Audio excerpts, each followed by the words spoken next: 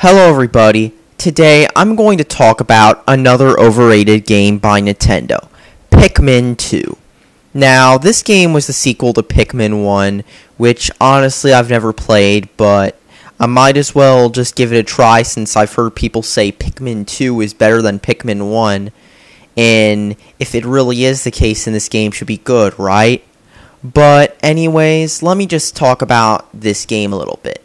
This game was made by Nintendo for the GameCube, out of all systems. Now, let me just tell you this. The GameCube, looking back, just wasn't that great of a system.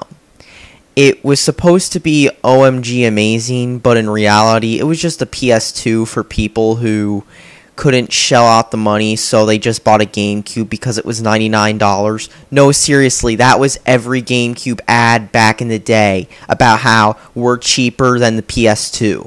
GameCube is now $99.99. It just keeps getting better, doesn't it? Kind of like what's happening with the Wii U, except the GameCube still had more third-party support and games than the Wii U did. But that's off topic. Let's talk about the game now.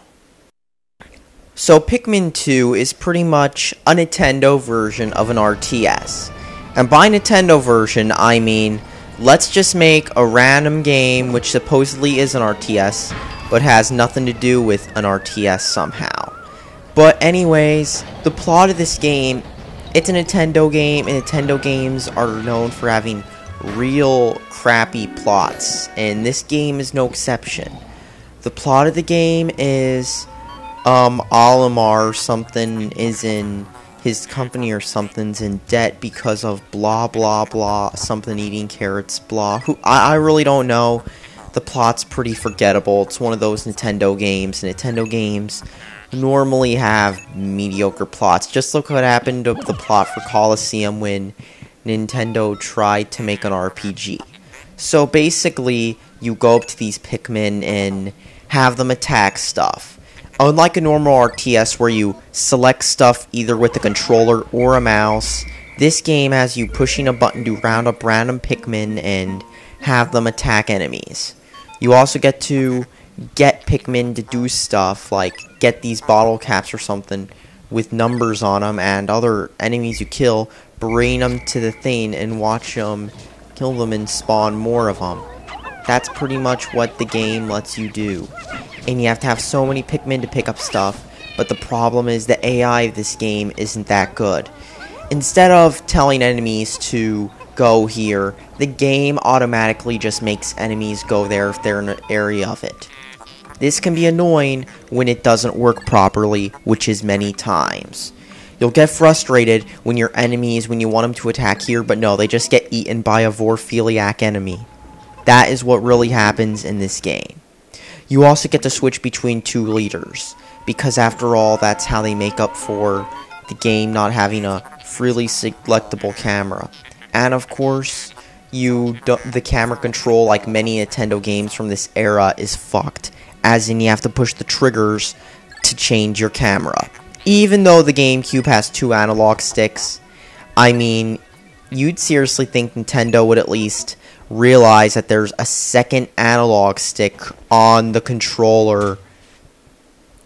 But anyways, the game pretty much can get boring fast. So, from what I've seen of this game, there are two goals you have.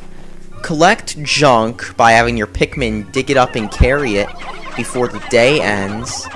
And the second goal of the game is to pretty much have your Pikmin reproduce and spawn more. And that can pretty much be annoying because with this game, you have to have exactly so many Pikmin. You have to have more Pikmin on the bottom number than on the top number, and if you just have one under, you'll have to spawn more. I'm not kidding. That's how this game works. But the problem is your Pikmin get eaten by, say, other enemies, and you have to kill enemies just to get more Pikmin. And what if your Pikmin gets eaten by the enemies? Simple. It makes the game annoying and not fun.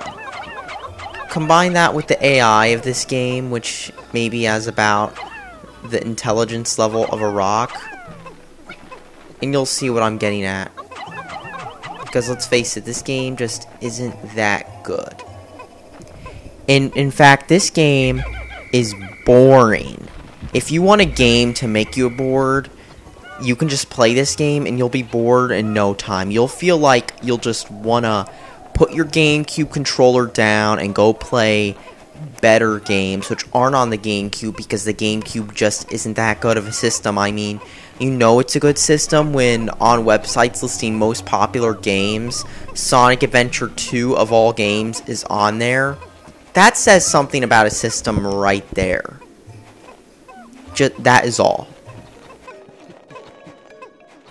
Did I mention there's also even more blatant product placement than Do and Doritos? Yup.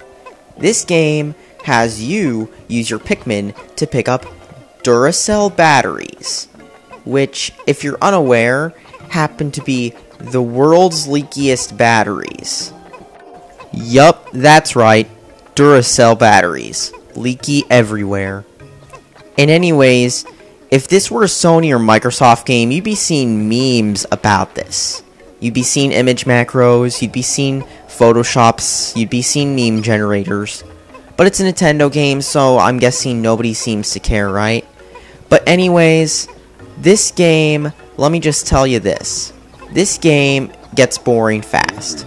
All you have to do is reproduce your Pikmin, which get eaten easily, and find stuff. But since your Pikmin are so slow, the day will end easily, making all your work lead up to nothing, and making the whole game feel boring and frustrating. All in all, I'd recommend you save your money and don't buy Pikmin 2. If you want an RTS, there are 4 million other RTSs you could have picked instead of Pikmin 2. Which makes a man wonder why anybody would pick this game, when there are literally 4 billion other RTSs out there. It's like how anybody would pick Metroid Prime over 400 other shooter games. And let me tell you, Metroid Prime, I tried it. The controls are god-awful. That is all. Anyways, thanks for watching. Subscribe for more. And please, save your money. Don't buy this game. Don't waste the $30 on a GameCube. Buy like a PS2 if you really want or an Xbox if you really want some older game system. And just stay away from Nintendo. Buying anything from Nintendo is just going to keep digging them into a deeper and deeper rut of mediocrity, and that is all Nintendo is destined for. Just take a look at what happened to Sega. Does everybody remember what happened with Sonic and Sonic going downhill and the Dreamcast and stuff? That's what's going to happen to Nintendo eventually if Nintendo keeps it up. Thanks for watching and subscribe for more.